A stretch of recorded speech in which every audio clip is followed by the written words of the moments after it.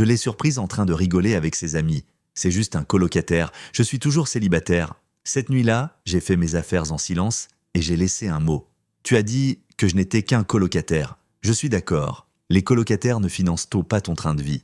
Le lendemain, j'ai coupé tous les paiements. Elle a rigolé jusqu'à ce que les factures ne soient plus payées. Je suis Jake, 28 ans, ma copine, enfin mon ex, je suppose maintenant Lorraine, 26 ans. On était ensemble depuis un peu plus de 3 ans et on vivait ensemble depuis un peu plus d'1 an. Appartement partagé, routine partagée, vie partagée, du moins, c'est ce que je croyais. Ça s'est passé vendredi dernier. Lorraine avait invité quelques amis après le travail, je suis rentré plus tard que d'habitude parce que j'étais resté pour finir un projet. Je me suis dit que j'allais me faire discret, prendre une bière et les laisser profiter de leur soirée entre filles. Je n'ai pas annoncé mon arrivée. J'ai retiré mes chaussures en silence et je suis allé dans la chambre pour me changer. C'est là que je l'ai entendue. Elles étaient dans le salon, riant aux éclats, les verres de vin trinquant. Une de ses amies a demandé quelque chose sur nous, sur moi. Et Lorraine a ri de cette façon tranchante et méchante qu'elle n'utilisait qu'avec elle, pas son petit rire mignon. L'autre, a-t-elle dit, claire comme de l'eau de roche, c'est en gros juste un colocataire. Je suis toujours célibataire. De nouveaux rires. Quelqu'un a fait une blague sur le loyer gratuit. Une autre a dit, ça doit être sympa. Lorraine ne les a pas corrigés. Elle en a rajouté. Il fait l'affaire pour l'instant, a-t-elle ajouté. Il paie les factures. Ne pose pas de questions. Je suis resté là, pétrifié, fixant ce stupide panier à linge comme s'il m'avait personnellement trahi. Ma poitrine semblait étrangement calme, comme si quelque chose s'était éteint au lieu d'exploser. Pas de colère, pas de choc, juste cette froide lucidité qui s'installait. Pour remettre dans le contexte, je paie le loyer, les charges, les courses, son assurance auto après qu'elle ait pris du retard, les abonnements de streaming et les commandes Amazon aléatoires qui finissaient toujours par être débitées sur ma carte. Elle avait toujours plaisanté sur le fait que j'étais stable et qu'elle se cherchait encore. Je pensais que c'était ça, le travail d'équipe. Apparemment, c'était du sponsoring. Je ne suis pas sorti en trombe, je ne l'ai pas confronté. Je ne suis même pas retourné dans le salon. Je me suis assis sur le bord du lit et je les ai écoutés rire pendant encore 5 minutes, juste pour m'assurer que j'avais bien entendu. Cette nuit-là, Lorraine est rentrée pompette et agacée que je ne sois pas venu dire bonjour. Elle m'a demandé pourquoi j'étais bizarre. Je lui ai dit que j'étais fatigué. Elle a levé les yeux au ciel, m'a traité d'ennuyeux et s'est endormie en scrollant sur son téléphone. Je n'ai pas dormi. Au matin, je savais exactement ce que j'allais te faire. Le samedi matin m'a paru surréaliste, comme si j'évoluais dans la vie de quelqu'un d'autre. Lorraine s'est réveillée tard, la gueule de bois, se plaignant de son mal de tête, et a demandé si on avait de l'ibuprofène. Je lui en ai tendu un sans un mot. Elle a souri, m'a embrassé sur la joue et a dit « T'es le meilleur ». Ça m'a presque fait rire. Une fois qu'elle est partie pour un brunch avec les mêmes amis avec qui elle riait la veille au soir, je me suis mise au travail. Je n'ai pas fait mes affaires sous le coup de la colère. Je n'ai pas balancé mes affaires dans des sacs poubelles comme dans les films. J'ai agi lentement, méthodiquement, les vêtements d'abord. Les trucs que je portais vraiment, pas ceux qu'elle m'avait achetés parce qu'elle trouvait que mon style avait besoin d'aide, mes vieux sweats à capuche, mes jeans de travail, mes boots, chacun plié comme s'il s'agissait d'une corvée du samedi comme une autre. Puis mon bureau, mon ordinateur portable, mon disque dur externe, mes documents. J'ai trouvé des reçus que j'avais gardés par habitude. Les confirmations de loyer, les paiements des charges, la caution que j'avais avancée quand on a emménagé parce qu'elle n'avait pas encore les fonds. C'est marrant de voir que ce n'est jamais revenu. L'appartement ressemblait de moins en moins au nôtre à chaque carton. Je me suis rendu compte que la plupart des meubles étaient techniquement à moi aussi, mais je les ai laissés. Je ne voulais rien prendre qui puisse prêter à discussion. Je voulais une rupture nette, pas de débat. Vers midi, j'ai ouvert mes applications bancaires.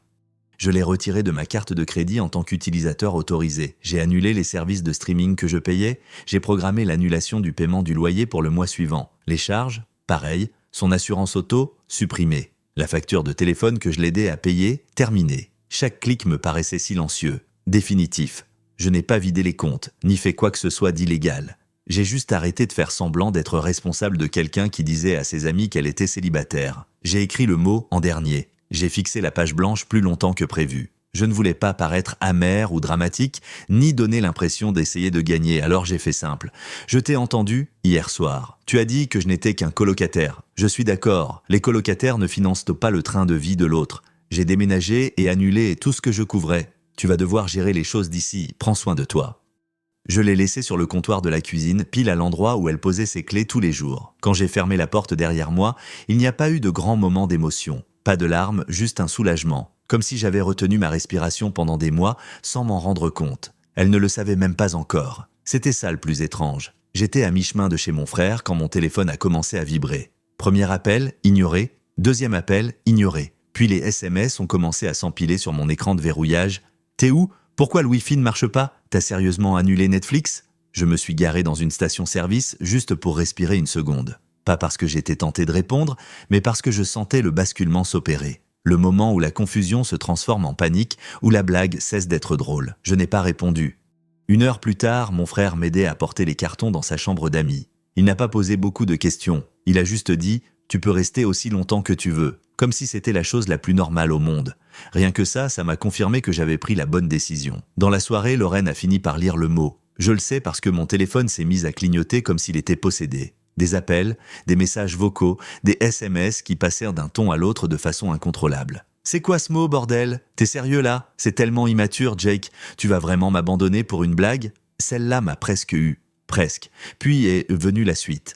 Je n'arrive même pas à me connecter au compte d'électricité. Voilà. Pas un « Pourquoi es-tu parti ?» Pas un « Je suis désolé ?» Pas même un « On peut parler ?» Juste de la logistique. Juste des désagréments. J'ai fini par répondre une fois. Un seul message. Tu as dit que je n'étais qu'un colocataire. Je traite la situation comme telle. Elle a appelé immédiatement. Je n'ai pas répondu. À la place, j'ai écouté le message vocal qu'elle a laissé 30 minutes plus tard. Sa voix avait changé. Moins cassante, plus frénétique. Jake, ok, j'ai compris. Tu es contrarié, mais c'est extrême. Tu ne peux pas tout couper comme ça. J'ai le loyer à payer. Je ne le pensais pas comme ça. Elle plaisantait. Tu sais comment elles sont. Je me suis assis sur le bord du lit, le téléphone à la main, me sentant étrangement serein. Elle ne s'excusait pas pour ce qu'elle avait dit. Elle paniquait parce que la réalité l'avait rattrapée plus vite que prévu. Un autre SMS est arrivé juste après. Tu peux au moins payer pour ce mois-ci et on en discute? C'est à ce moment-là. Pas la nuit où je l'ai entendu, pas pendant que je faisais mes cartons, pas avec le mot. C'est au moment où j'ai réalisé qu'elle ne me voyait pas comme un partenaire qui avait été blessé, mais juste comme un filet de sécurité qui venait de disparaître. Et une fois qu'on voit ça, on ne peut plus l'oublier. Le dimanche matin, elle a arrêté de faire semblant d'être perdue et est passée directement à la colère. Je me suis réveillé avec un SMS long comme le bras qui ressemblait à une évaluation professionnelle. Je n'arrive pas à croire que tu fasses ça sans m'en parler d'abord. C'est de la manipulation financière. Tu essaies de me contrôler parce que tu manques de confiance en toi. Ça m'a fait sourire en coin. L'ironie était impressionnante. Elle a enchaîné avec « Mes amis trouvent que c'est un énorme red flag au passage. » Bien sûr que oui. Apparemment, ces mêmes amis ne voyaient aucun problème à ce que je ne sois qu'un colocataire tant que la lumière restait allumée et que le frigo restait plein. Mais à la seconde où j'ai agi en conséquence, je suis devenu le méchant. Vers midi, elle a débarqué à l'improviste chez mon frère. Je n'étais pas là. Dieu merci. Mon frère m'a envoyé un message. « Ton ex est là, elle est de furax. » J'ai demandé ce qu'elle avait dit. Il a répondu « Elle veut parler comme des adultes. » Et elle t'a aussi traité de radin dans la même phrase. C'était logique. Plus tard, j'ai écouté un autre message vocal qu'elle avait laissé en faisant les 100 pas dehors. « Jake, c'est de la folie. Tu vas vraiment foutre en l'air 3 ans de relation pour un truc que j'ai dit à mes amis? Tout le monde, même Vince, trouve que tu agis comme si je t'avais trompé ou un truc du genre. Tu n'es pas innocent non plus. Tu sais que tu aimes qu'on ait besoin de toi. Et voilà.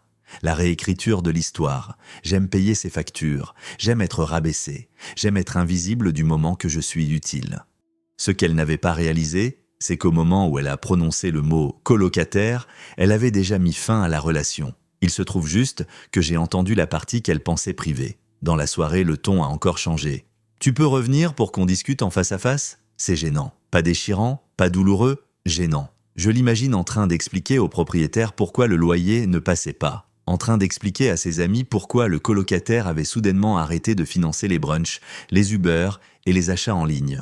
Ce soir-là, j'ai bloqué son numéro. Pas par rancune, par nécessité, parce que je savais que si je laissais la conversation continuer, elle essaierait de négocier, de me culpabiliser, de transformer ça en un malentendu où je finirais par payer 1 mois de plus, juste pour être réglo. Et j'en avais fini d'être réglo avec quelqu'un qui ne m'avait jamais considéré comme son égal. Lundi a été le premier jour où elle a vraiment pris la claque. Je le sais parce qu'elle m'a envoyé un email, pas un texto, ni un appel depuis le téléphone d'une amie. Un vrai email, avec un objet et tout, comme si on était des collègues de travail au lieu de personnes qui partagèrent le même lit. Objet, nous devons gérer cela de manière responsable. Elle a écrit que le paiement du loyer avait dû bugger, que le propriétaire l'avait contacté, que les factures affichaient des avis de retard, qu'elle ne s'était pas rendue compte de tout ce que je gérais et que tout ça était très accablant. Toujours pas d'excuses, elle a présenté la chose comme un projet de groupe où une personne avait soudainement arrêté de faire sa part du travail sans prévenir. Aucune reconnaissance du fait qu'elle m'avait publiquement rétrogradé au rang de commodité. Je n'ai pas répondu. Dès mardi, des amis communs ont commencé à me contacter. Surtout de son côté.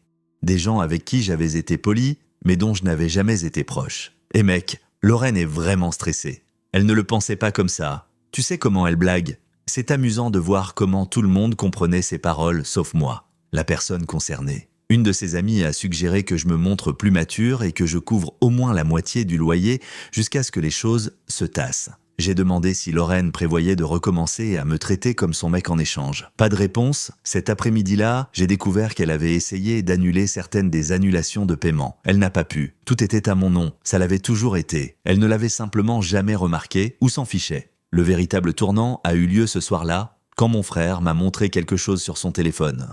Une capture d'écran que quelqu'un lui avait envoyée. Lorraine avait posté une story privée. Quand les hommes ne supportent pas les blagues, et décide de te punir financièrement à la place avec un emoji à l'envers.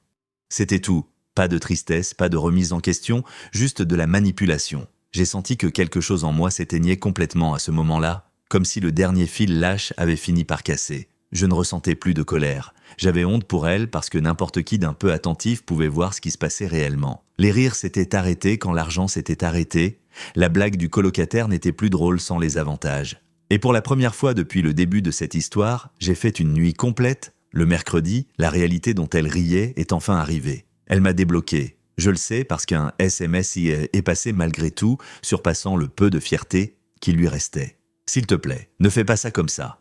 Pas de ponctuation, pas d'attitude, juste de la peur. Je n'ai pas répondu. Quelques heures plus tard, elle a réessayé. J'ai parlé au propriétaire. Il dit que si le loyer n'est pas payé d'ici vendredi, il y aura des pénalités de retard. Je ne peux pas tout couvrir pour le moment. Et voilà. Pas je t'ai blessé. Pas j'avais tort. Juste des chiffres et des échéances. J'ai appris plus tard par une connaissance commune qu'elle avait passé les 2 jours précédents à se démener, appelant ses parents, demandant à des amis si elle pouvait emprunter un peu, vendant en ligne des vêtements qu'elle avait achetés avec ma carte et qu'elle n'avait jamais portés 2 fois. Les mêmes amis qui riaient le vendredi soir étaient soudainement très silencieuses. Il s'avère que, toujours célibataire, n'inclut pas les charges. Ce soir-là, elle a de nouveau débarqué chez mon frère. Cette fois, elle a pleuré. Il m'a dit plus tard qu'elle n'arrêtait pas de répéter « Je ne pensais pas qu'il partirait vraiment », comme si c'était ça la partie choquante. Pas ce qu'elle avait dit, pas la façon dont elle m'avait traité, juste le fait que les actes avaient des conséquences. Elle a demandé si j'allais revenir, juste le temps qu'elle se remette sur pied, juste le temps que cette phrase marchait sur moi, avant, juste jusqu'à sa prochaine paix. Juste le temps qu'elle trouve une solution, juste jusqu'à ce que les choses soient de plus équilibrées. Juste pour toujours. Pour la première fois, je me suis senti sincèrement détaché. Comme si j'entendais parler du problème de quelqu'un d'autre. J'ai dit à mon frère de lui dire non et d'arrêter de passer. Cette nuit-là, j'ai supprimé d'anciennes photos de mon téléphone. Pas avec colère, avec soin. Les voyages que j'avais payés, les dîners que j'avais organisés, des moments qui semblaient réels à l'époque, mais qui semblaient différents avec le recul. J'ai réalisé quelque chose de dérangeant, mais de libérateur. Elle ne m'a pas perdu quand je suis parti.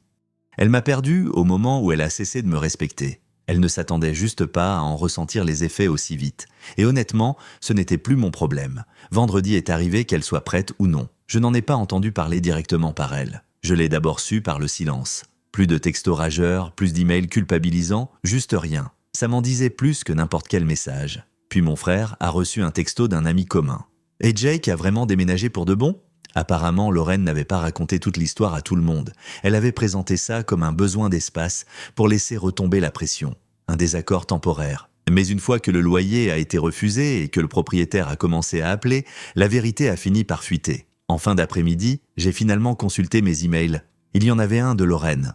Court cette fois. J'ai payé ce que j'ai pu. Je ne sais pas ce que je vais faire. Je l'ai lu 2 fois et je n'ai rien ressenti. Aucune envie de réparer les choses. Aucun élan pour y retourner, juste de la distance. Ce soir-là, mon frère et moi avons bu des bières sur son balcon. L'air était frais, la ville calme comme à chaque fin de semaine. Il m'a demandé si ça allait vraiment. J'y ai réfléchi plus longtemps que prévu. Je crois que oui, j'ai dit, et je le pensais vraiment. Parce que pour la première fois depuis longtemps, Je n'étais pas sur le qui-vive. Je n'attendais pas la prochaine dépense, le prochain service, la prochaine façon dont j'allais devoir prouver ma valeur en étant utile. Elle m'a renvoyé un message vers minuit. Je n'aurais jamais pensé que tu partirais comme ça. Celui-là paraissait presque honnête. J'ai tapé une réponse, je l'ai effacée, j'en ai tapé une autre, je l'ai effacée aussi. Ce que je voulais dire, c'était « Je ne suis pas parti, tu m'as poussé dehors quand tu as décidé que j'étais une blague ».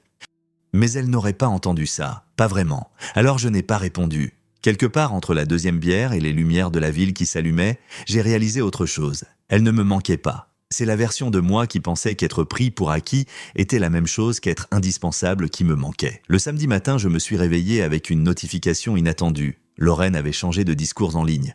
Pas de même vague, pas de post du genre « Les hommes sont des ordures », juste une photo de son café sur le balcon avec une longue légende. Un balcon que j'avais payé, parlant de croissance personnelle, de dures leçons et d'apprendre qui vous soutient vraiment quand les choses deviennent difficiles. Les commentaires étaient partagés, certaines amies la soutenaient à fond, d'autres posèrent des questions discrètes, quelques-unes ne disaient rien du tout. Ce qu'elles ne disaient pas, c'est que le soutien avait été automatique et non mutuel et qu'il avait disparu à la seconde où elle en avait ri. Vers midi, elle m'a finalement envoyé un autre message. « On peut juste parler? Pas d'argent? De nous ?» C'était nouveau et trop tard. J'ai fixé le message plus longtemps que je n'aurais dû. Pas parce que je voulais y retourner, mais parce que j'étais sincèrement curieux de savoir comment elle comptait expliquer 3 ans d'abus en les faisant passer pour un malentendu. J'ai accepté de lui parler. Un lieu public, un café près de chez mon frère. Elle est arrivée habillée avec soin, plus douce, moins sévère. La version d'elle qui savait s'attirer la sympathie sans le demander ouvertement. Elle a commencé par pleurer. A dit qu'elle s'était sentie prise au dépourvu. A dit qu'elle ne réalisait pas à quel point la situation était devenue dépendante. A dit que ses amis exagéraient tout et qu'elle essayait juste de s'intégrer. J'ai écouté, je ne l'ai pas interrompue. Puis j'ai posé une seule question. « Pourquoi tu ne les as pas corrigés quand tu m'as appelé colocataire ?» Elle a ouvert la bouche, l'a refermée et a baissé les yeux. « Je ne pensais pas que tu l'entendrais », a-t-elle dit. Cette réponse m'en a dit long. Non pas qu'elle ne le pensait pas. Non pas que c'était une blague, juste que je n'étais pas censé connaître ma place. Je me suis levé avant qu'elle ne puisse changer de sujet. « Je ne suis pas en colère », j'ai dit. « J'en ai juste fini. » Elle a tendu la main vers la mienne, j'ai reculé. En sortant, je me suis senti léger. Pas victorieux, pas suffisant, juste terminé. Et pour la première fois depuis que je l'avais rencontrée, je savais que je ne m'éloignais pas de quelque chose de bien. Je retournais vers moi-même. Les retombées ne se sont pas arrêtées quand je suis sorti de ce café, elles sont juste devenues plus silencieuses. Au cours de la semaine suivante, j'ai entendu parler d'elle par bribes. Des amis communs mentionnaient qu'elle avait pris des heures supplémentaires, qu'elle repensait soudainement à ses priorités, qu'elle squattait un peu les canapés de ses potes parce que l'appartement lui semblait trop cher maintenant. C'est fou comme elle n'a commencé à ressentir ça qu'après mon départ. Elle a tenté une dernière approche, un email tard le dimanche soir. Je comprends maintenant, vraiment. J'ai été négligente avec tes sentiments. Je t'ai pris pour acquis. Je ne veux pas te perdre en tant que personne même si nous ne sommes plus ensemble. Cette phrase me détruisait avant. L'idée d'être gardé dans la vie de quelqu'un juste dans un rôle plus petit et plus pratique. Cette fois, ça n'a pas été le cas. J'ai réalisé quelque chose d'inconfortable mais d'important. Elle ne me contactait pas parce qu'elle avait mûri. Elle le faisait parce que sa vie était devenue plus difficile et que j'avais toujours été la solution de facilité. Je n'ai pas répondu. À la place, j'ai signé le bail d'un petit T2 à quelques rues de chez mon frère, rien d'extravagant, propre, calme et à moi. J'ai acheté un canapé pas cher sur Facebook Marketplace et j'ai mangé des plats à emporter par terre la première nuit, me sentant plus en paix que je ne l'avais été depuis des années. J'ai changé mes habitudes, j'ai recommencé à cuisiner, j'ai mieux dormi, j'ai ri, sans avoir l'impression de jouer un rôle. Et peu à peu, cette histoire a cessé de tourner autour d'elle. Un soir, en scrollant distraitement, j'ai vu qu'elle avait encore posté. Quelque chose sur le fait d'apprendre l'indépendance à la dure. Aucune mention de moi, pas de blague, pas d'amertume, juste de la survie. Je n'ai ressenti ni satisfaction, ni désir de vengeance. J'ai ressenti de la distance, le genre de distance qu'on obtient que lorsque quelque chose n'a plus de pouvoir sur nous. J'ai réalisé que la vérité silencieuse de tout ça n'était pas que j'étais parti de façon dramatique. C'était qu'une fois que j'ai arrêté de payer, la relation n'avait plus les moyens d'exister. Ça fait un peu plus d'un mois maintenant, je l'ai croisée une fois au supermarché. Un pur hasard, même rayon, même blanc gênant. Elle avait l'air fatiguée, pas dramatique, ni brisée, juste usée d'une façon que je n'avais jamais vue auparavant. La vraie vie avait remplacé la version filtrée. Elle a souri, comme si elle voulait dire quelque chose d'important, peut-être s'excuser, peut-être se remémorer des souvenirs, ou peut-être tester si la porte était toujours ouverte. J'ai fait un signe de tête, poli, distant, et j'ai continué à marcher. C'était tout. Pas de discours de clôture, pas de conversation finale, pas de fin digne d'un film. Et honnêtement, c'était très bien comme ça. Je ne la déteste pas. Je ne lui souhaite pas de malheur. J'espère qu'elle trouvera ses marques. J'espère qu'elle apprendra que le respect n'est pas quelque chose dont on plaisante quand on pense qu'il est acquis. Quant à moi, j'ai appris quelque chose de plus discret, mais de plus important. Si quelqu'un peut rire de vous rabaisser quand il pense que vous n'écoutez pas, c'est qu'il le fait intérieurement depuis longtemps. Vous avez juste eu l'occasion d'entendre la version honnête. Partir n'était pas une vengeance. Annuler les paiements n'était pas une punition, c'était un réalignement. Elle m'a appelé colocataire. J'ai été d'accord, et les colocataires ne financent pas la vie de quelqu'un d'autre tout en s'entendant dire qu'ils ne contenent pas. Je ne ressens aucune amertume quand j'y repense maintenant. Je me sens lucide. Parfois, la fin la plus propre n'est pas une dispute ou une discussion de rupture. Parfois, c'est juste de décider d'arrêter de jouer un rôle qu'on n'a jamais accepté. Et c'est là que ça s'est arrêté pour moi. N'oubliez pas de liker et de vous abonner pour ne rien rater des prochaines histoires. Et dites-moi en commentaire d'où est-ce que vous nous écoutez.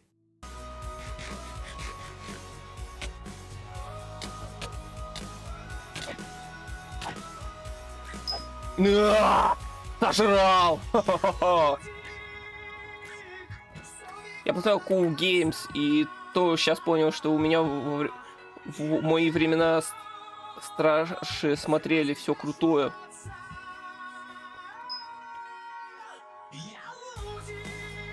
Нет.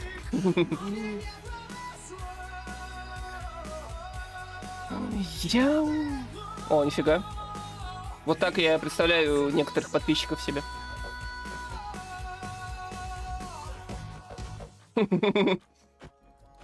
Ашоточ.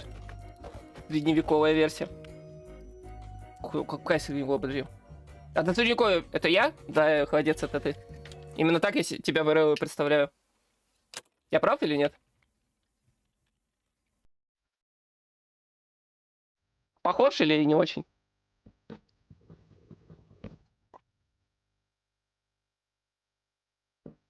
Че можно? Ничего нельзя, да? Не знаю даже. Да ладно. Думаю, нет. А вечерний стрим будет? А это он и есть. Не, время-то уже 5 вечера. Утренний это когда я в 6 утра по Москве запускаю. Ну, у меня-то время плюс 4 по Москве. У меня-то 5 вечера. Это для меня уже все.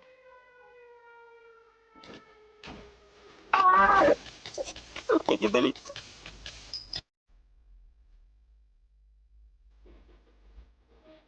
Для меня. Ну, для тебя это еще завтрашний, да, завтрак.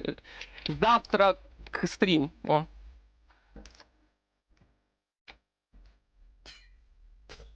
Пятницу, давай, пока, удачи, брат.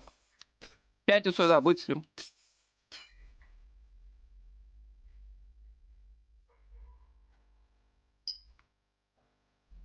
Пойду немножко построюсь на ваниле. Там у меня пати нету.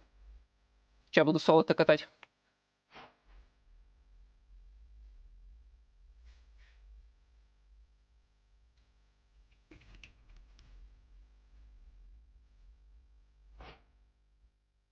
Завтра не будет стрима, да, и завтра не будет стрима.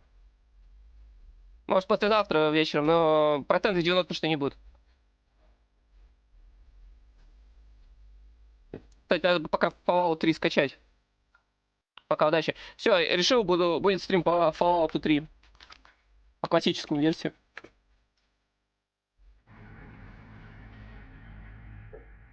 Как вы на это смотрите вообще? Его еще, наверное, фиг запустишь. Стоп, он у меня есть в Steam вообще? По-моему, должен быть. Я же Steam-версию это...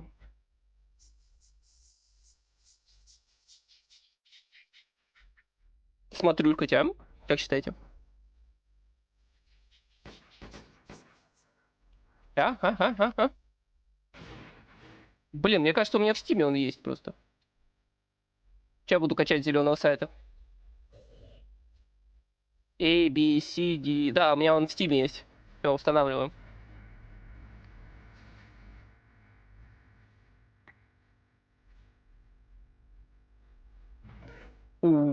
Хорош.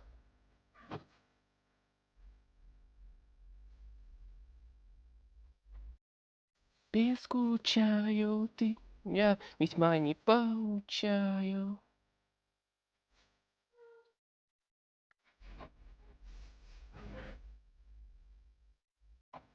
Без скучаю, тебя весьма не получаю.